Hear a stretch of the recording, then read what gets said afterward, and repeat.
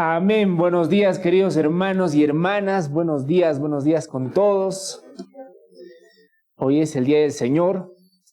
Nos gozamos porque hoy vamos a compartir su palabra. Y eso es un motivo de gozo, hermanos, ¿sí? Hermano Belisario, hoy día tenemos disciplina o algo así. No va a haber disciplina, hermanos. Tranquilos. Que me están mirando con una cara de tensión terrible, así. Amén. Vamos a predicar el día de hoy Oseas 1, 8 del 1 al 6, por favor. Así que vamos todos al libro de Oseas 8 del 1 al 6. Vamos, por favor, todos. No está de más, por favor, recordarles que podamos apagar nuestros celulares, ponerlo en modo vibrador, modo silencio, de manera que no seamos de distracción para nadie, ¿sí? El día de hoy vamos a predicar Oseas 8 del 1 al 6. El título de la prédica se llama, aunque no está en la pantalla, pero tiene un nombre, se llama Tomando Decisiones Independientes. Así se llama la prédica del día de hoy. Tomando Decisiones Independientes. Y el día de hoy, queridos hermanos, vamos a ver cómo el pueblo de Israel, que decía creer en Dios, depender de Dios, pero finalmente tomaba sus decisiones pensando en cualquier cosa menos en Dios. Vamos a ver también que lamentablemente esa sí es una realidad en nuestras vidas. Decimos muchos de nosotros que creemos en Dios, cantamos las cosas de Dios, alabamos a Dios, pero al momento de tomar decisiones, en la última persona que pensamos es en Dios.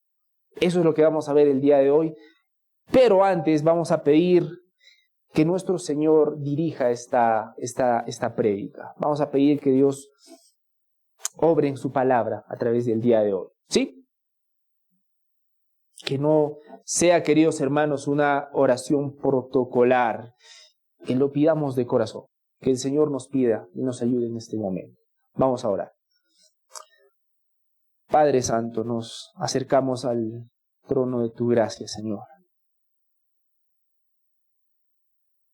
Nos acercamos al trono de tu gracia, nosotros, pecadores, nosotros que no merecíamos, ni merecemos, Señor, ninguna de tus gracias ni misericordias. Nosotros, Señor, que no te buscamos en ningún momento.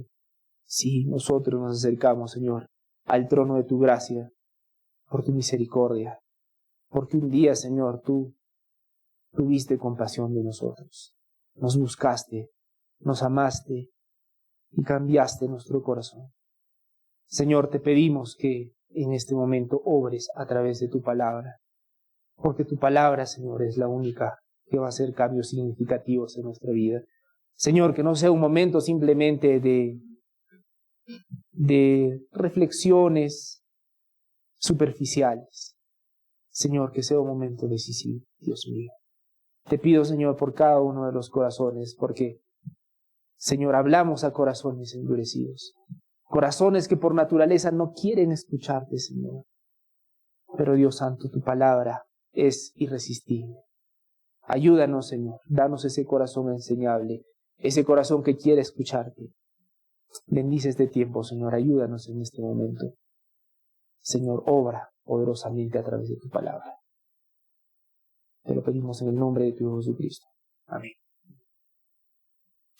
Vamos a empezar leyendo, hermanos, Oseas 8 del 1 al 6. Como siempre, es de suma importancia que nosotros lo tengamos porque la predicación es versículo por versículo, así que es importante que tengamos todos Oseas 8. ¿Amén? ¿Tenemos todos Oseas? ¿Estamos listos? Amén. Ahí vamos, hermanos. Ahí vamos. Dice así la palabra del Señor en Oseas 8 del 1 al 6. Pon la trompeta a tu boca. Como un águila viene el enemigo contra la casa del Señor, porque han transgredido mi pacto y se han rebelado contra mi ley. Claman a mí, Dios mío, los de Israel te conocemos. Israel rechazó el bien. El enemigo lo perseguirá. Ellos han puesto reyes, pero no escogidos por mí. Han nombrado príncipes, pero sin saberlo yo. Con su plata y su oro han hecho ídolos para su propia destrucción. Él ha rechazado tu becerro, oh Samaria, diciendo, mi ira se enciende contra ellos. ¿Hasta cuándo serán incapaces de lograr la purificación? Porque de Israel es este también. Un artífice lo hizo y él no es Dios. Ciertamente será hecho pedazos el becerro de Samaria. Aquí estamos, queridos hermanos, y estos versículos son los que van a ser expuestos el día de hoy. Vamos, por favor, pongamos nuestra atención al versículo número 1. Al versículo número 1. Pon la trompeta a tu boca, como águila viene el enemigo contra la casa del Señor, porque han transgredido mi pacto y se han rebelado contra mi ley. Eso es lo primero que dice la palabra de Dios. Y inicia con una advertencia. La advertencia dice, pon la trompeta a tu boca. Claro, de pronto para el día de hoy, poner la trompeta a nuestra boca no nos llama mucho la atención, porque el día de hoy cuando vemos a alguien con su trompeta en la boca es simplemente indicio de que, no sé, va a haber un desfile, ¿no es cierto? Pero en el tiempo del Antiguo Testamento, la trompeta era un instrumento musical, desde siempre, por supuesto, pero era usado para llamar la atención. Cuando había que convocar a las personas, cuando había guerra, cuando había cosas importantes que hacer, alguien tocaba la trompeta, ¿no es cierto? Y si alguien tocaba la trompeta, eso significaba que había algo importante. Como en el tiempo de los incas, ¿no es cierto? Que no había trompeta en el tiempo de los incas, pero ¿qué se usaba en ese tiempo? El pucuto, ¿no es cierto? Entonces sonaba el pucuto, hacía ese sonido y tú sabías que si ese sonido tenías que prestar la atención de inmediato, porque había algo importante, ¿no es cierto? Es exactamente lo que la palabra del Señor nos quiere mostrar acá. Pon la trompeta a tu boca. Es como si el día de hoy nuevamente nos dijeron, que suenen los pucutos. Ok, ¿qué ha pasado? Eso es lo que quiere la palabra del Señor. Pon la trompeta a tu boca. Quería empezar la palabra del Señor indicando que presten atención. Presten atención, presten atención. Pon la trompeta a tu boca, dice la palabra del Señor. Como águila viene el enemigo contra la casa del Señor. Entonces nos está diciendo que el enemigo va a venir a la casa del Señor. Algunas personas están indicando que el enemigo, al referirse a la casa del Señor, se refería exclusivamente a una parte de Israel. Pero cuando lees todo el texto en su contexto, lo que está dando a entender es que a todo se refiere a todo Israel, no solamente a una parte en particular, a un lugar en particular, sino a todo Israel. Entonces, el anuncio que está haciendo la palabra de Dios acá es grave. Está diciendo, el enemigo viene. Bueno, no creo que ninguno de nosotros hayamos participado en una guerra, ¿no es cierto? No sé si hay algún veterano de guerra acá, no lo hay.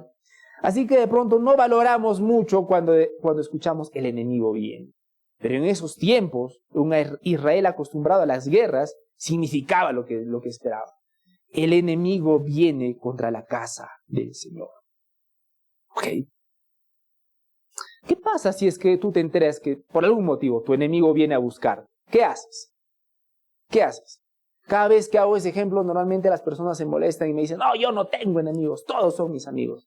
Ok, imaginemos que tienes un enemigo y te enteras y te notifican, tu enemigo está viniendo a buscar. ¿Cómo reaccionas tú? Ah, bueno, mándale mis saludos. Te preparas, ¿no es cierto? Te preparas.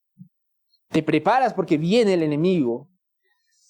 Pero el problema es, ¿por qué te está buscando tu enemigo?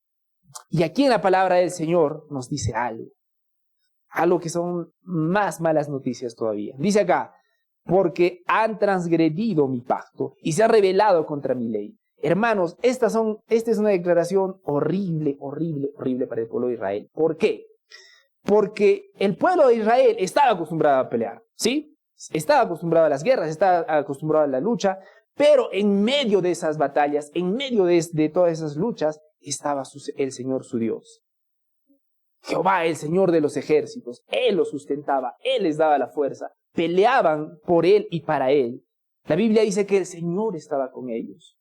Así que para Israel pelear no era algo nuevo, no era algo nuevo. Pero el problema acá, hermanos, es que ese enemigo viene por causa de que han transgredido el pacto de Dios. Es decir, el enemigo venía, ok, estoy acostumbrado a pelear, tranquilo, pero está bien. ¿Por qué? ¿Y por qué estaban tranquilos? Porque Dios estaba con ellos. Ahí estaba su tranquilidad, porque servían al Señor su Dios. Él había mostrado las grandezas. Dios les había dado victoria tras victoria.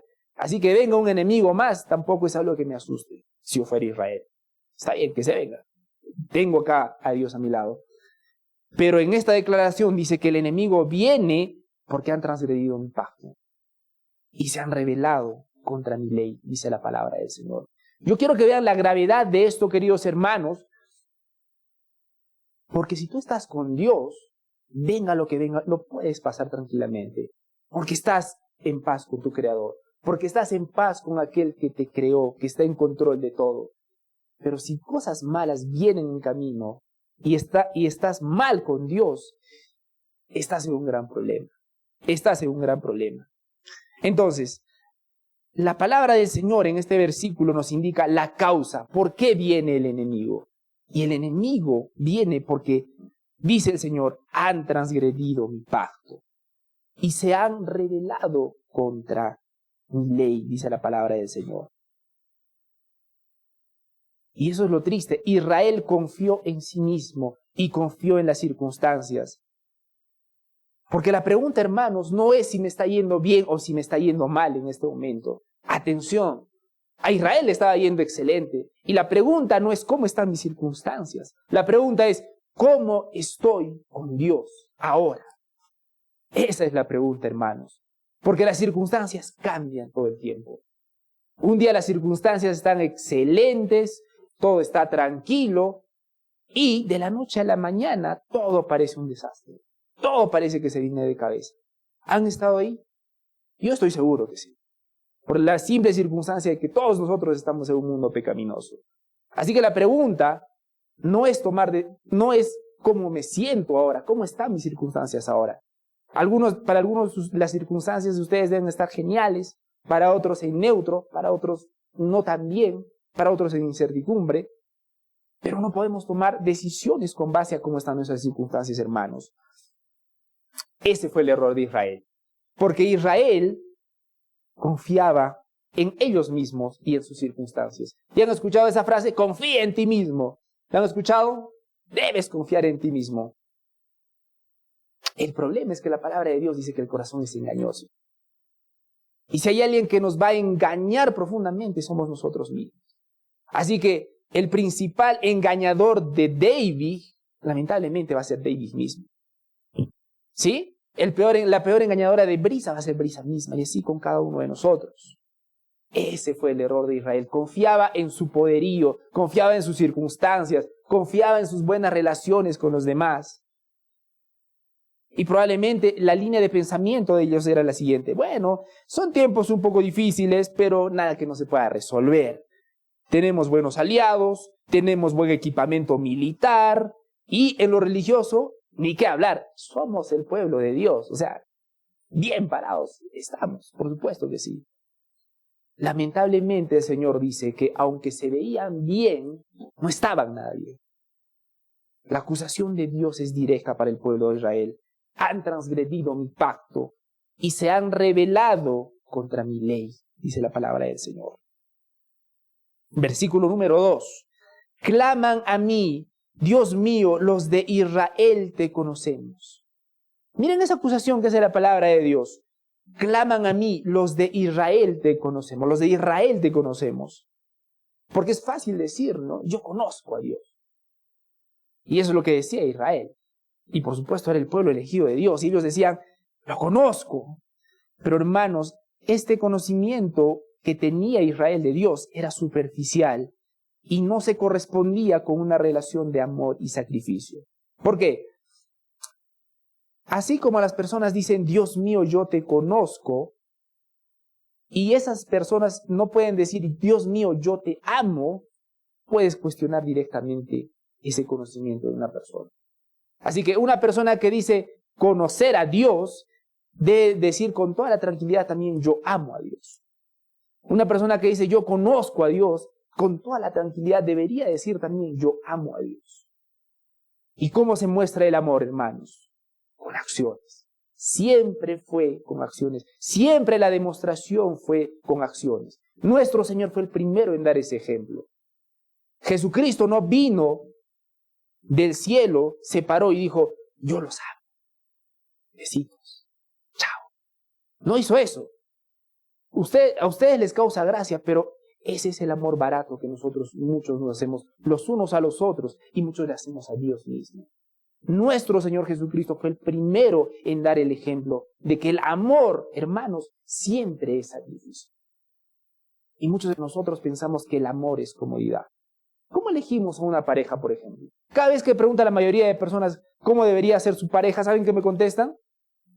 Debería ser una persona que me ayude a perseguir mis sueños. Una persona que me haga ser, que no interfiere en mis cosas. Me tiene que comprender.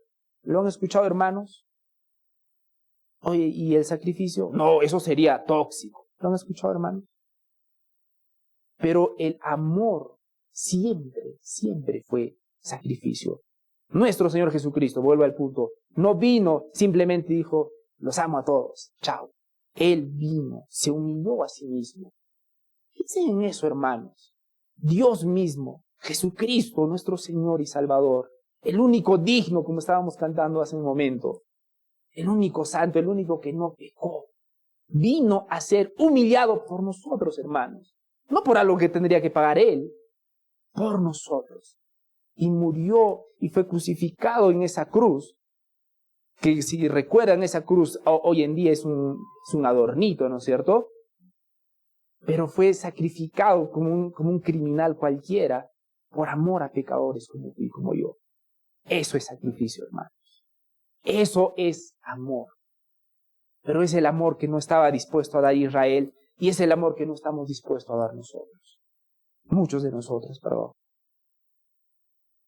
Versículo 2, seguimos. Ellos decían, Dios mío, los de Israel te conocemos. Y el problema con eso es que sus acciones no mostraban que lo conocían.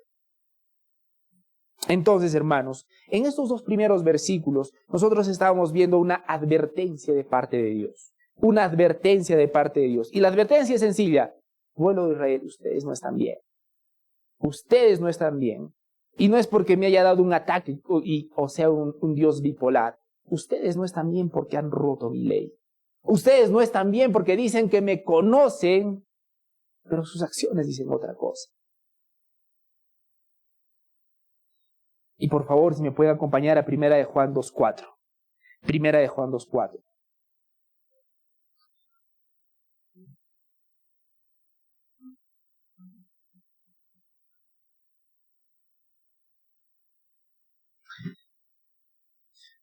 Dice así la palabra del Señor, 1 de Juan 2:4. El que dice, yo le conozco, y no guarda sus mandamientos, el tal es mentiroso, y la verdad no está en él. Pero el que guarda su palabra, en verdaderamente el amor de Dios se ha perfeccionado. Por eso sabemos que estamos en él, dice la palabra del Señor. Estos dos primeros versículos inician diciendo, pon la trompeta en tu boca. Y es un inicio de guerra, de que las cosas no están bien. No estaban bien para el pueblo de Israel, era una mala noticia. Pero al mismo tiempo nosotros estamos en la misma situación. Para cada uno de nosotros también está sonando una trompeta, hermanos. Y esa trompeta, malas noticias, dice exactamente lo mismo a nosotros, que las cosas no están bien. Esa trompeta, hermanos, nos dice lo mismo a nosotros, que hemos transgredido su pacto y nos hemos rebelado contra su ley. Y eso, queridos hermanos, debería movernos a buscar un Salvador. Y ese Salvador es Jesucristo. Ese Salvador es Jesucristo. Ahora, muchas personas van a decir, bueno, ya he escuchado este mensaje varias veces, Jesucristo es el Salvador. Cuando vamos a evangelizar, ¿no les ha pasado? Tú quieres acercarte a una persona y le dices, ¿puedo hablarle de la palabra de Dios? Ah, sí, yo ya voy a una iglesia. ¿Les ha pasado alguna vez? Pero cuando le preguntas un poquito, su vida simplemente es, en el mejor de los casos, moralista. En el mejor de los casos, moralista.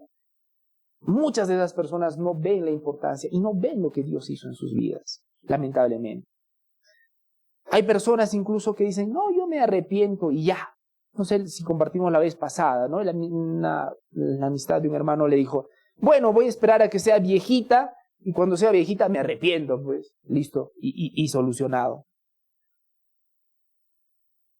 Pero queridos hermanos, estos dos primeros versículos nos muestran, hay una advertencia, así como hay una advertencia para Israel, hay una advertencia para cada uno de nosotros. Hay una acusación para cada uno de nosotros. Se han rebelado contra mi ley. Y eso es cierto. ¿Alguno de nosotros puede decir que no se ha rebelado contra la ley de Dios? ¿Cuántos de nosotros hemos mentido alguna vez? Todos. Todos. ¿Cuántas veces? Infinitas veces. Y hermanos, nuestra vida demuestra que continuamente estamos en rebelión contra la ley de Dios. Bueno, algunas personas van a decir, son errores que cometen. Bueno, tú puedes decir que son errores que cometes. La Biblia dice, estás en rebelión contra mí, como lo hemos visto la semana pasada. Hay un peligro con las personas que dicen ser creyentes. Y es que, hermanos, muchas veces nuestras palabras son bonitas, pero nuestros actos son totalmente distintos. Lo que acabamos de leer en 1 Juan 2:4. El que dice, yo lo conozco, y no guarda sus mandamientos, el tal es mentiroso. Así que conocer a Dios está directamente relacionado a obedecerlo, a guardar sus mandamientos. Juan 10:27. Si me acompañan a Juan 10:27, por favor.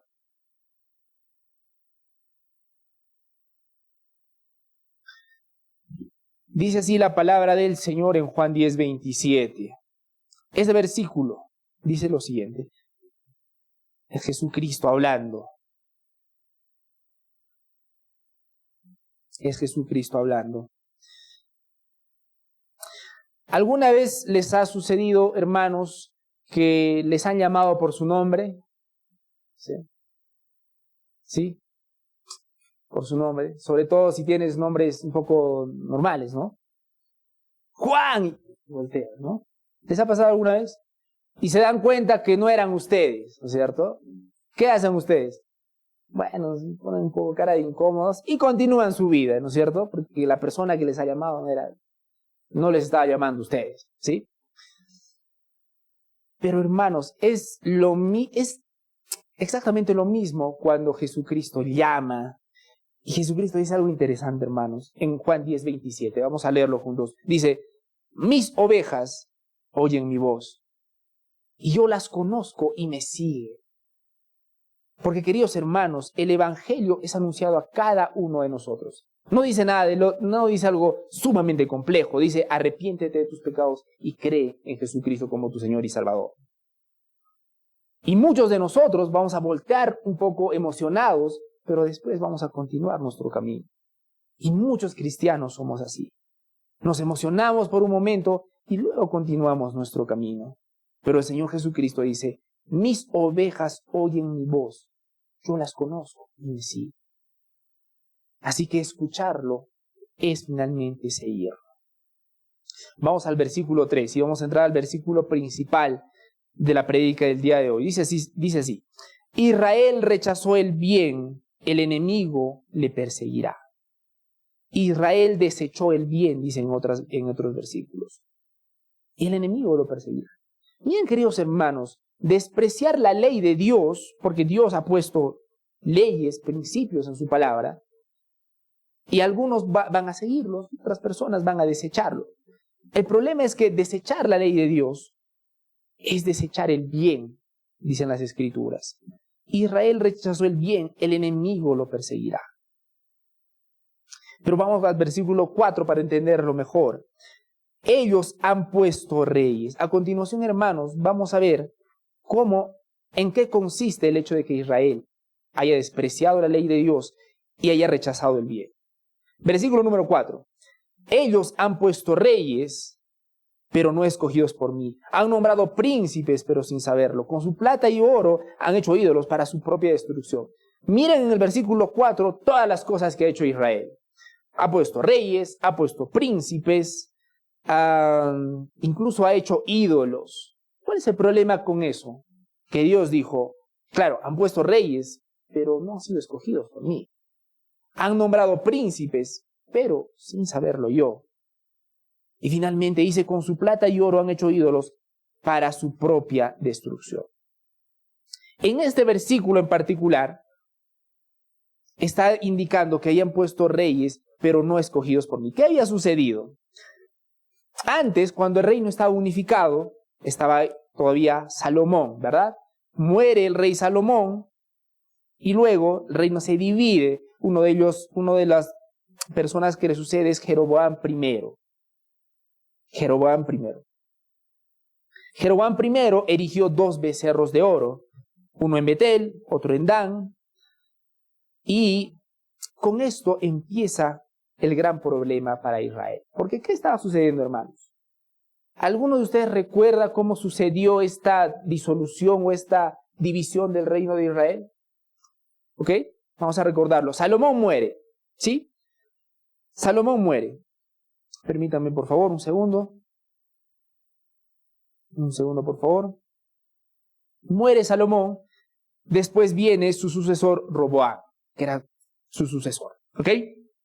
El problema con el sucesor de Salomón, Roboam, es que estaba tomando decisiones que estaba afectando al pueblo. Mucha atención. Estaba tomando decisiones que estaba afectando al pueblo. Y el pueblo, desde luego, estaba sumamente incómodo. Entonces, como Roboam estaba tomando malas decisiones, o bueno, malas decisiones directamente, es ahí cuando se revela, permítanme por favor,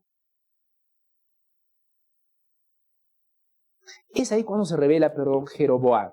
Entonces, eligen a Jeroboam, más de 10 tribus se van con él, y Israel queda dividido. Entonces, ¿qué pasa? Jeroboam queda en Israel del norte, se queda dividido con Israel del sur, y como para compensar la adoración, Jeroboam empieza a poner nuevos dioses. La acusación que hace Dios es la siguiente: ustedes han puesto ese Dios, ese rey, pero yo no lo he elegido. Lo cual nos muestra un principio muy importante, hermanos. Los israelitas, al cambiar el reino y el sacerdocio, habían socavado todo lo instituido por Dios y mostraron abiertamente que no estaban dispuestos a ser gobernados por la mano de Dios. Y yo quiero preguntarles, hermanos, ¿estamos dispuestos a ser gobernados por la mano de Dios? Porque el problema en el Antiguo Testamento es que el sucesor de Salomón, Roboam, no estaba tomando buenas decisiones. Sin embargo, la palabra de Dios era clara. La persona que debía tomar el rey era ese hombre. El problema es que ese hombre estaba tomando decisiones que les perjudican.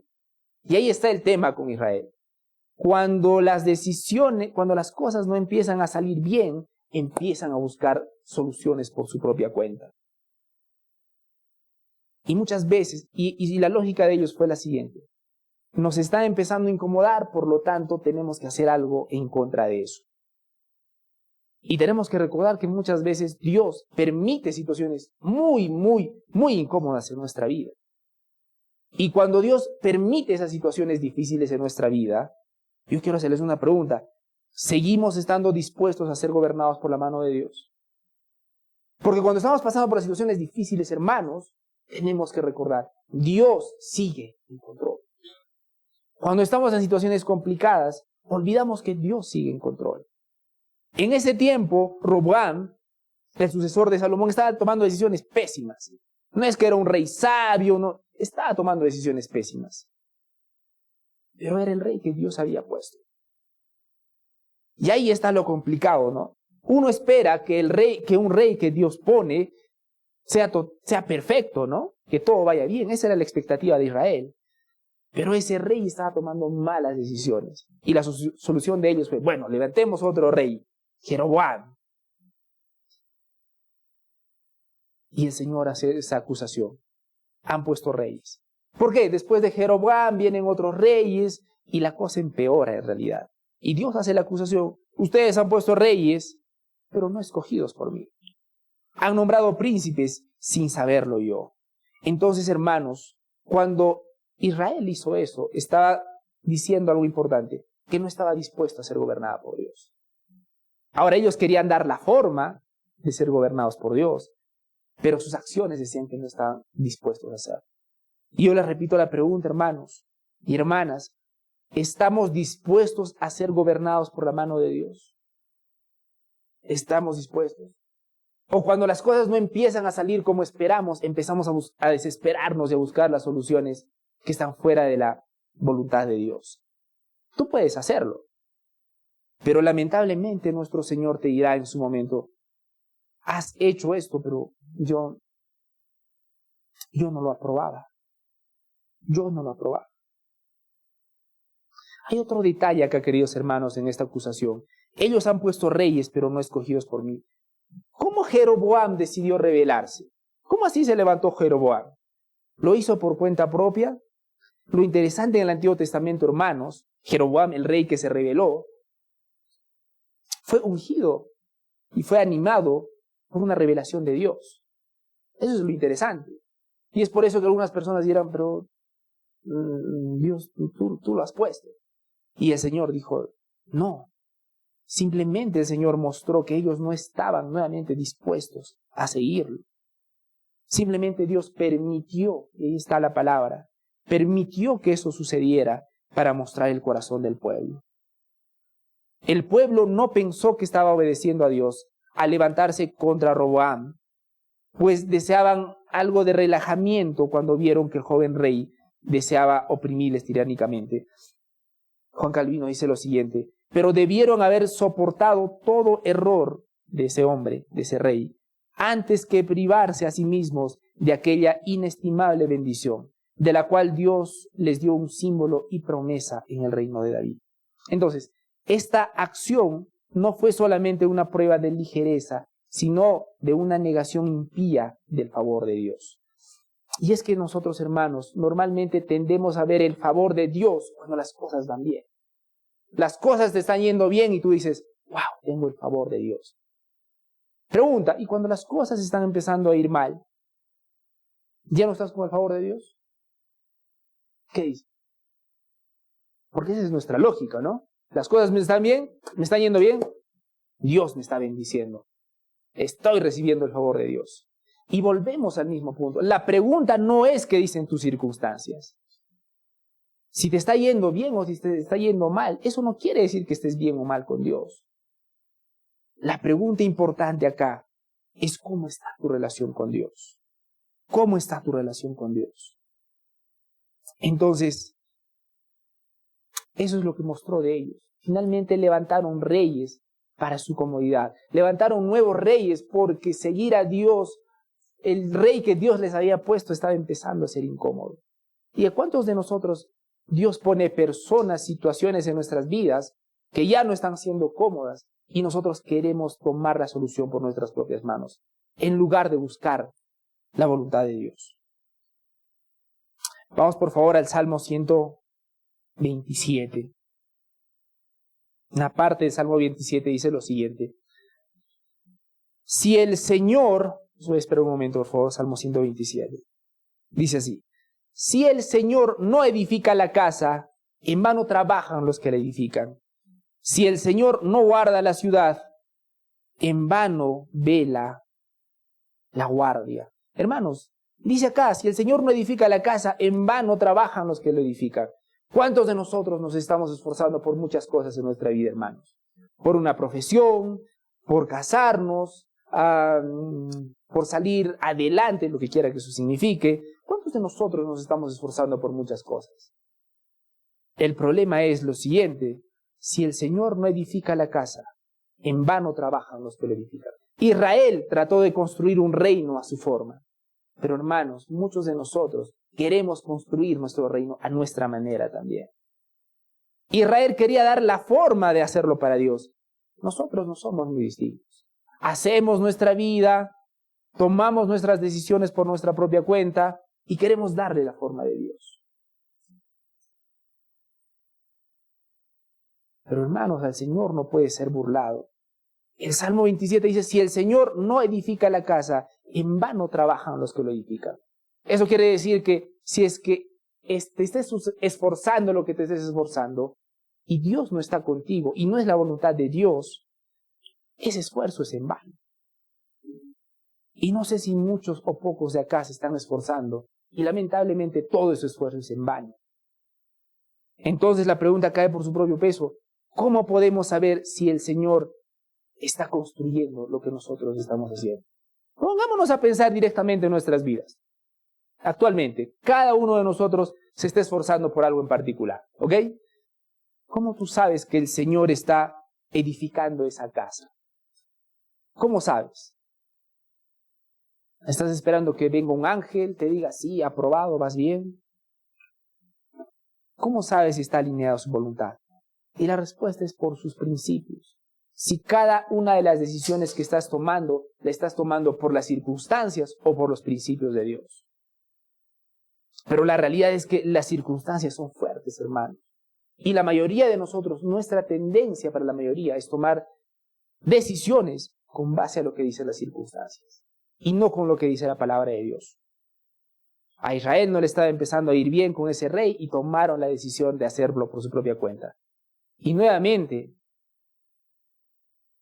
para muchos de nosotros, nuestra fidelidad a Dios termina cuando la comodidad empieza a terminar. Ok, me está yendo bien, me está yendo genial. Empiezan las dificultades y ahí empieza a tambalear nuestra fe. Entonces, ¿cómo estamos tomando decisiones, hermanos? Algunos estamos tomando las decisiones de encontrar un nuevo trabajo. Amén, eso está bien. Algunos estamos queriendo tomar las decisiones de casarnos. Amén. Cualquiera de esas cosas lo estás haciendo como dice la cultura, como te dicen tus papás en sus buenas intenciones o como dice la palabra de Dios. Deberíamos hacernos esa pregunta. Pero todo esto tiene una relación directa con el Evangelio. ¿Por qué? Porque estas palabras, hermanos, que parecen tan lejanas, Israel ha puesto reyes, ha echado príncipes, ha hecho ídolos a su manera, que nos parece tan lejanos, nos muestran una fotografía de cómo somos nosotros. ¿Saben por qué? Porque la tendencia humana siempre es apartarnos del plan de Dios. Nuestra tendencia siempre es rebelarnos contra Dios. Y nuestra tendencia es buscar las soluciones de este mundo.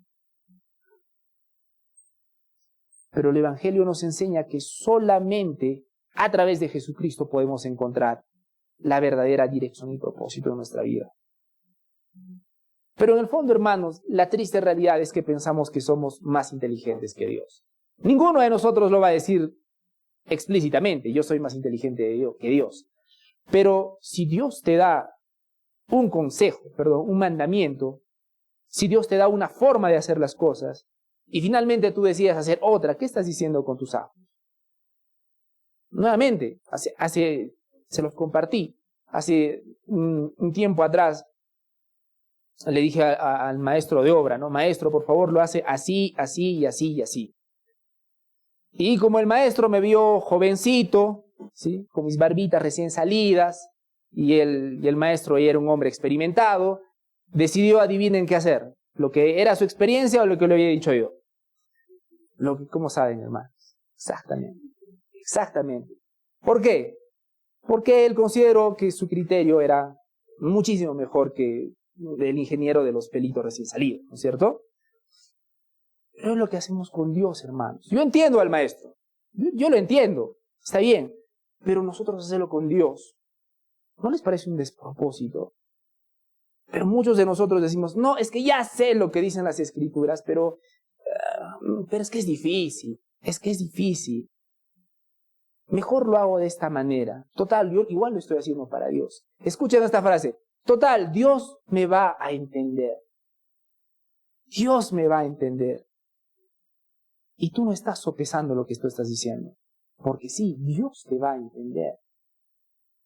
Pero no como tú piensas. Dios va a entender que tú estás rebelándote contra su palabra.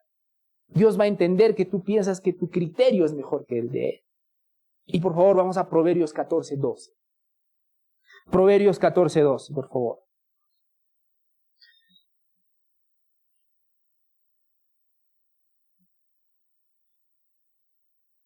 Este versículo, queridos hermanos, nos sirva y nos ayude y nos apunte. ¿Cómo estamos tomando decisiones, queridos hermanos? Dice así la palabra del Señor en Proverbios 14:12. Hay camino que al hombre le parece derecho, pero su fin es camino de muerte, dice la palabra del Señor. Y es que, hermanos, muchas veces tomamos decisiones que aparentemente están bien. Incluso muchos de nuestros familiares nos van a felicitar por tomar esa decisión. Nuestros amigos nos van a felicitar por hacer esas decisiones. El pequeño gran detalle es que muchas de esas decisiones no están basadas en la palabra de Dios. Yo sé, hermanos, los tengo cansados con este ejemplo, pero es algo que sucede demasiado seguido, hermanos. Les estoy anunciando que les tengo cansado con este ejemplo, voy a avisar. Pero cuando buscamos trabajo, hermanos, hay personas que dicen, pastor, no voy a venir en mucho tiempo, voy a ir a trabajar. Amén, trabaja, es bíblico, debes trabajar. ¿Sí? Ok, ¿a qué iglesia vas a congregar allá? ¿A la iglesia? Sí, la palabra de Dios dice, no dejes de congregarte, ¿no? Sí, no había pensado en eso. Ahí está, hermanos. Trabajar no es malo, nuevamente. Debemos trabajar, es bíblico trabajar. Pero, hermanos, las circunstancias demuestran que en lo último que pensamos muchas veces es en Dios. Lo último. Pero nosotros decimos, Dios lo va a entender. Y Dios lo va a entender, hermanos, nuevamente, pero Él va a entenderlo como lo que es, no como nuestros sentimientos quisieran que sea. Hay camino que al hombre le parece derecho, pero su fin es camino de muerte, dice la palabra del Señor. Pero solamente, hermanos, hay un camino que es seguro. Y eso está en Juan 14:6. Dice así el Señor Jesucristo: yo soy el camino y la verdad y la vida. Nadie viene al Padre sino por mí. Nadie viene al Padre sino por mí. Y es precisamente lo que nos dice el Evangelio. Creer en Jesucristo, seguir sus caminos, creer en Él es el único camino seguro, hermanos. Bueno, eso se ve bonito en la teoría, pero no sé qué dice nuestra práctica, hermanos. Quisiera ponerles algunos ejemplos prácticos. Tomar decisiones laborales o de pareja sin orar. Cuando alguien decide aceptar un empleo o casarse con una persona sin buscar primero la guía de Dios, está demostrando que en realidad Dios no es su prioridad. Y he hecho el ejemplo del trabajo, pero voy a aprovechar con hacer el ejemplo de la pareja. No, es que nos entendemos tanto. Esta frase tan aceptada el día de hoy, ¿no? Es que hay una química impresionante, ¿no? Es que tenemos una química. Ok, pero la química no es suficiente. Hay principios bíblicos. Hay principios bíblicos. ¿Sí? ¿Es creyente la otra persona con la que pretendes casarte? Más o menos, más o menos. Tiene un pie en la iglesia y otro pie más o menos. Piensa bien cómo estás tomando tus decisiones. Porque es bueno tener una familia. Es bueno querer tener una esposa, un esposo. Amén. Pero que el Señor nos dé el discernimiento, hermanos, para ver nuestras motivaciones. ¿Estás buscando una esposa para glorificar a Dios? ¿Estás buscando una esposa para mostrar lo que dicen las Escrituras, esa relación entre Cristo y su iglesia? ¿O estás buscando una esposa simplemente porque te sientes solo? No sé. Que el Señor nos ayude a evaluar, hermanos. Porque nosotros somos expertos en querer tomar nuestras decisiones por nuestra propia cuenta y luego darle la apariencia de religiosidad, la apariencia de que lo estás haciendo para Dios. Otro ejemplo, priorizar la opinión de otros sobre la opinión de Dios. ¿Cuántas veces, hermanos, día domingo es el día del Señor? Estamos aquí, sí, somos edificados a través de su palabra, pero principalmente estamos acá porque es el día del Señor, hermanos. Pero ¿cuántos de nosotros somos influenciados por nuestra familia? No, pero domingo familiar, ¿por qué no vamos a pasear a tal lado? Yo no tengo nada en contra de los paseos, me encantan los paseos. Pero si eso va a hacer que no vaya el día del Señor, yo tengo que pensarlo 1000 veces. Priorizar la opinión de otros sobre la opinión de Dios, queridos hermanos, demuestra dónde está nuestra fe. Y muchas veces, nuevamente, la opinión de los demás pesa más.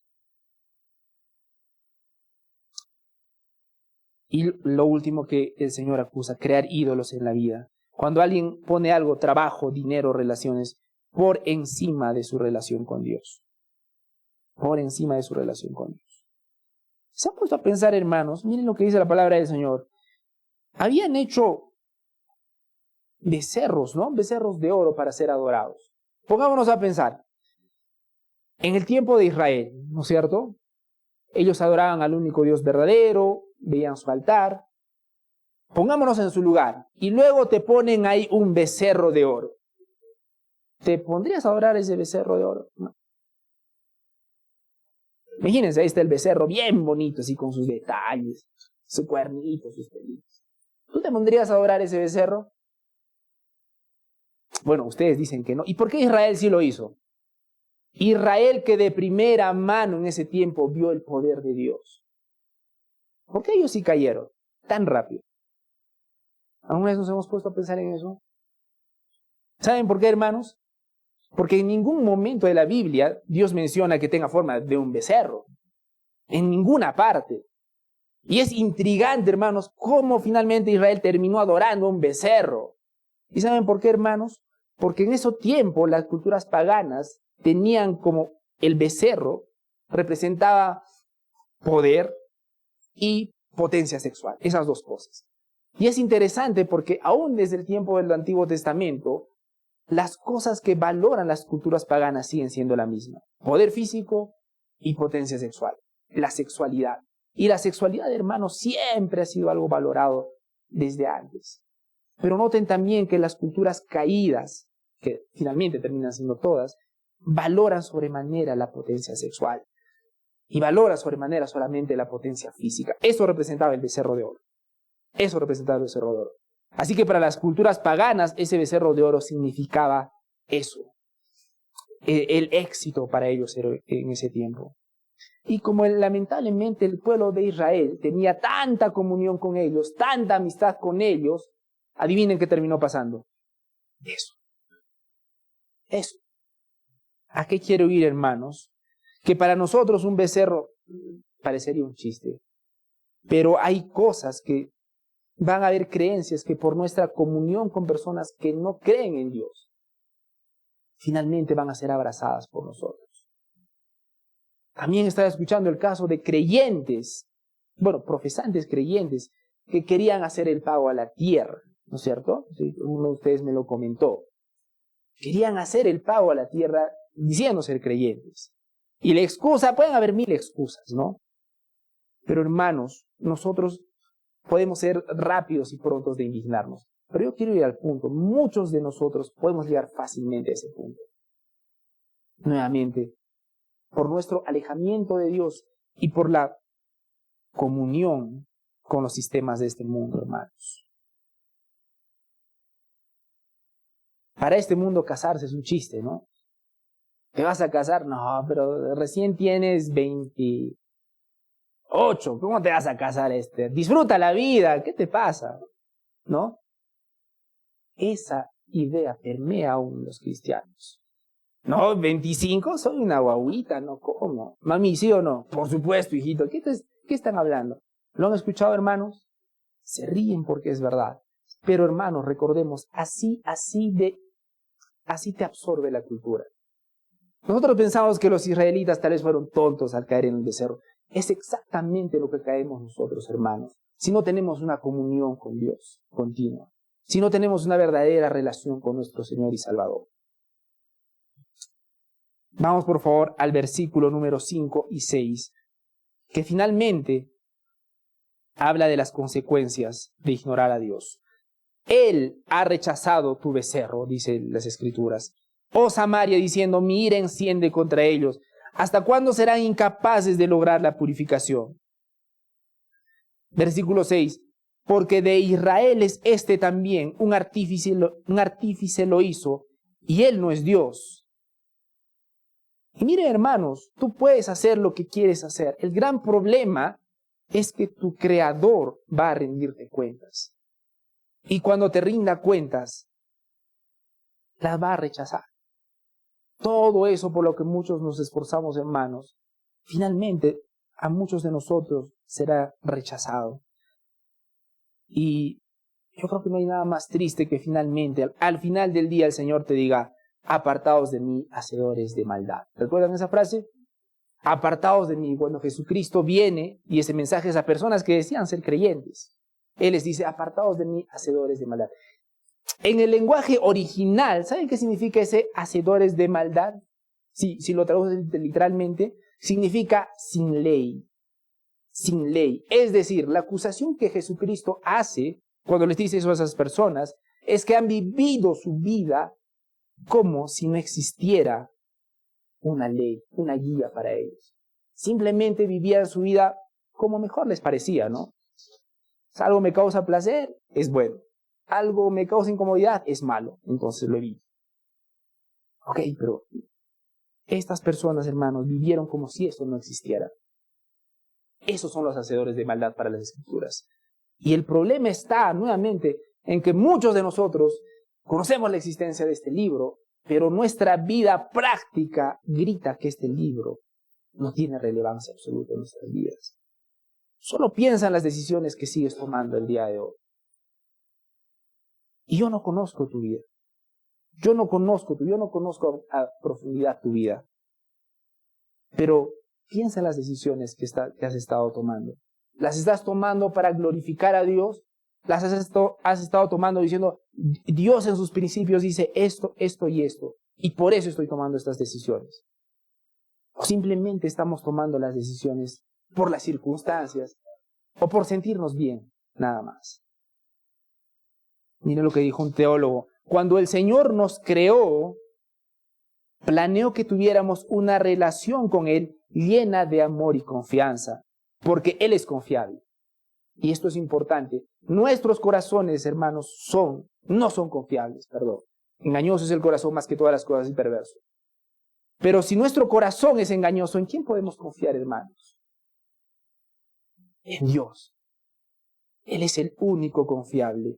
Y Él nos ha dejado su palabra. Por lo tanto, lo más confiable que tienes en tu vida es eso que tienes en tus manos. La palabra de Dios. Hermano, tú puedes tomar tus decisiones. Tú tienes tu lógica, yo sé. Tú tienes tus sentimientos, tus emociones, tus buenas intenciones. Yo sé que los tienes. El problema con todo eso es que no son confiables. Y si sigues poniendo tu corazón en tus buenas intenciones, en tu comodidad, estás haciendo tu casa sobre la arena. Porque Él es confiable y podemos depender totalmente de Él para que satisfaga todas nuestras necesidades. Nos diseñó para vivir en dependencia de Él y hallar nuestra totalidad y satisfacción en Él y en nadie más. Dios, hermanos, nos diseñó para vivir en dependencia con Él. Nos diseñó para vivir en dependencia con Él. Y eso es hermoso, hermanos. ¿Alguno de ustedes han visto jugar a un jugador de fútbol llamado Lionel Messi? ¿Les suena de pronto? ¿Sí? ¿Sí? Las damas un poco frustradas con mi ejemplo, y los varones y un poquito más emocionados, ¿me entienden? ¿Han visto jugar a Lionel Messi? En una de las entrevistas que le hacen a él, le preguntaban, ¿no? ¿Qué has hecho para disciplinarte, para llegar a ese nivel? Y Messi decía, bueno, en realidad yo jugaba siempre así, desde chiquito yo jugaba así. Es algo que Dios le había dado, esa inclinación que Dios le había dado. Dios lo había hecho así. Bueno, él dijo eso, ¿no? Y eso es cierto. Pero a lo que voy es que Dios, hermanos, nos hizo a cada uno de nosotros para depender de Él. Estamos diseñados para depender de Él, pero por nuestra naturaleza caída queremos sentirnos independientes. Queremos sentirnos libres. Y la ironía es que la verdadera libertad solamente se encuentra siendo esclavo de Jesucristo. Porque hemos sido diseñados para depender de Él, hermanos y hermanas. Dependamos de Él con nuestras acciones. Muchos de nosotros vamos a tener que tomar decisiones difíciles en nuestra vida. A veces esas decisiones implican hacer una ruptura amorosa, salir de un trabajo, por ejemplo, Y eso va a mostrar dependencia de Dios. ¿Por qué? Porque finalmente estás diciendo con tus actos, Señor, yo confío en ti. Y al revés, hay personas que necesitan buscar un trabajo. Hay personas que necesitan dar ese paso extra, pero confiando en el Señor. Entonces, hermanos, quiero concluir con 2 mensajes cortitos. Uno para las personas creyentes y otro para los no creyentes. Un pequeño mensaje para las personas creyentes. Quiero concluir con unas preguntas. ¿Estamos realmente escuchando la voz de Dios en nuestra vida? ¿O estamos ignorando las alertas que nos da a través de su palabra y su Espíritu Santo? Y acá va la más fastidiosa, si puedo decirlo. Fastidiosa para nosotros, pero gloriosa porque es la palabra de Dios. Estamos tomando decisiones importantes, laborales, familiares, personales, buscando genuinamente la guía de Dios, o nos dejamos llevar por nuestra propia sabiduría y deseos. ¿Estamos buscando la guía de Dios, hermanos? ¿O simplemente estamos buscando nuestra comodidad? Tú puedes buscar tu comodidad, es lo más fácil, pero va a acabar mal. Tristemente va a acabar mal. ¿Nos hemos conformado a un conocimiento superficial de Dios o estamos realmente comprometidos a amarlo y servirle con todo nuestro ser? ¿Cuánto conoces al Dios de tu Biblia? ¿Cuánto lo conoces? Porque los incrédulos están conformes con saber lo superficial. Ya esa ya me la sé. Porque las profundidades de la palabra de Dios son infinitas, hermanos. Son infinitas.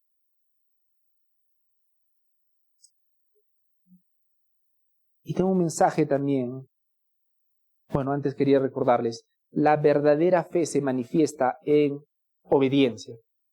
Palabra que muchos de nosotros odiamos. La verdadera fe se manifiesta en la obediencia. No, es que yo creo en Dios. No, las experiencias que me han pasado, si supieras. No, Dios es lo máximo en mi vida. Ok, ¿lo estás obedeciendo? No, me cuesta, es que es difícil, ¿no? Que somos humanos. Ok, no lo conoces. Y tampoco lo hagas. Discúlpame, es duro. Pero es muy complicado que lo conozcas y no lo hagas. Es muy complicado que lo conozcas y no lo sigas. Para los creyentes es eso. Y finalmente para los no creyentes.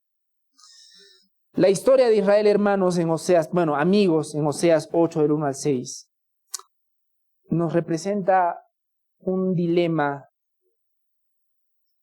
universal. Tomamos decisiones, hermanos, amigos y amigas, por nuestro bien, ¿no? Ninguno de nosotros toma decisiones, ya voy a tomar este trabajo para que mi familia sea destruida. Ninguno toma así decisiones. Me voy a casar con esta mujer para ser el hombre más desdichado del mundo. Nadie toma decisiones así. Todos tomamos decisiones esperando que nos vaya bien. El problema, hermanos, amigos y amigas, es saber si esas decisiones las estamos tomando en nuestro egoísmo o las estamos tomando con fe en Dios. Este pasaje nos muestra que confiar solo en nosotros mismos y en las soluciones del mundo siempre nos lleva al vacío y a la destrucción. Siempre. El dolor de mi corazón, amigos y amigas, es que muchos de nosotros, esta información ha entrado por este oído y va a salir igualito por este otro oído. Y su vida va a continuar completamente igual. Y puedes hacerlo, pero lamentablemente siempre termina en vacío y destrucción. Siempre. Y quisiera, por favor, que vayamos juntos para terminar a Juan 3, 18. Vamos, por favor, todos juntos a Juan 3, 18.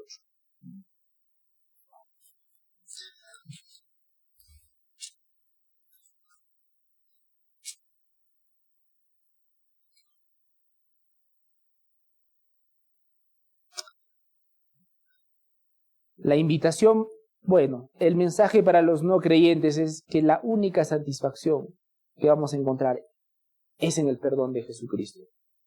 Es en el perdón de Jesucristo. Y muchos de ustedes dirán, bueno, yo respeto lo que tú dices, sí, qué bonito. ¿A qué hora terminas? Ok, yo ahorita termino. Y termino con Juan. Vamos a leerlo 3:16 al 18. Porque de tal manera amó Dios al mundo que dio a su Hijo unigénito para que todo aquel que en él cree no se pierda, sino que tenga vida eterna. Porque Dios no envió a su Hijo al mundo para juzgar al mundo, sino para que el mundo sea salvo por él. El que cree en él no es condenado, dice la palabra de Dios. Pero aquí están las malas noticias para algunos de nosotros. Pero el que no cree ya ha sido condenado, porque no ha creído en el nombre del unigénito Hijo de Dios. Y esta es la realidad. No se trata simplemente de, yo respeto tu creencia, tú respetas mis creencias. No funciona así, no es así. Las Escrituras dicen, el que no ha creído en el Señor Jesucristo ya ha sido condenado. Así que si no crees en Jesucristo como tu Señor y Salvador, la Biblia dice que ya has sido condenado, porque estás en contra de su ley, porque te has rebelado en contra de su ley. Entonces, hermanos, para los creyentes es un llamado para la autoevaluación y un compromiso genuino con Dios. Y para los no creyentes es un llamado a considerar su realidad frente a Dios. Si no crees en Jesucristo, estás mal con Dios. ¿Y yo por qué me doy la licencia para decir con eso? Es que Dios es un Dios santo, que aborrece el pecado. Y cada uno de nosotros ha pecado. El Señor, amigos y amigas, hermanos y hermanas, nos ayude a ver cómo estamos tomando decisiones en esta vida. Basados en la palabra de Dios, si es así, gloria a Dios, sigamos adelante. Pero si las decisiones que las hemos tomado hasta el momento simplemente han sido porque nos estamos manejando por las circunstancias de esta vida, que el Señor nos concede ese arrepentimiento, que lo busquemos y de todo corazón. Vamos a orar, hermanos. Padre Santo, gracias, Señor, por tu palabra el día de hoy. Gracias, Dios mío, por tus escrituras. Señor, te pedimos perdón por cada decisión egoísta que hemos tomado, Señor. Perdónanos, Señor, porque muchas veces somos pragmáticos con nuestras decisiones. Sí, Señor. Perdónanos, Señor, porque muchas veces tomamos decisiones porque la gente nos aplaude y porque buscamos el aplauso de la gente, pero no el aplauso de tus gloriosas manos. Señor, ayúdanos a tener un corazón que quiera amarte, servirte y glorificarte, Señor. Ayúdanos, Señor, a meditar en tu palabra para tomar decisiones conforme a tu voluntad. Padre Santo, ayúdanos a identificar los becerros de oro de nuestras vidas, porque, Señor, seguro que los tenemos muchos de nosotros. Ayúdanos a identificarlos, a arrepentirnos y adorarte, Señor, con nuestras acciones.